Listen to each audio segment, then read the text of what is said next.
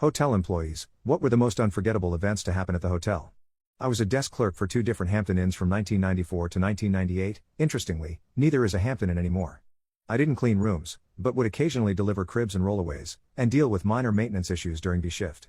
I have a few stories. More than a couple of rooms were used as meth labs and completely trashed.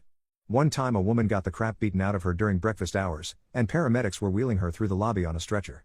I checked in a truck driver on B shift, and was back to work night audit the following night, and he came in dressed as a woman. I checked in on a man in his late 60s/early 70s during the early afternoon, and about 30 minutes later, a young blonde hooker in thigh-high patent leather boots came in asking directions to his room. I had a crazy woman come in and tell me that she had gangrene, and proceeded to remove her bandages and put them dirty side down on the desk. The maintenance people found her dildo in the bathtub. The maintenance staff would flip the mattresses on a quarterly basis, and I used to call it the harvest on account of the number of stroke books that they'd find. At one point they had at least 3 boxes of smut in the shop. All-time favorite story, a wheelchair-bound man checks in and pays cash for about 3 nights. Cash customers are treated like degenerates. They have to pay in full at check-in, and leave a deposit if they want their phone and movies turned on.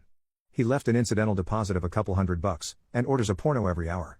He called down the front desk just as I had arrived to do the night audit, and said he'd give me $200 if I could get him a case of beer. I told him I was there alone, but I'd see what I could do. Conveniently, a pizza delivery driver showed up to make a delivery, and I stopped him on the way up to the room and asked him to go grab a case of beer after he delivered his pizza. He was a little confused, but agreed.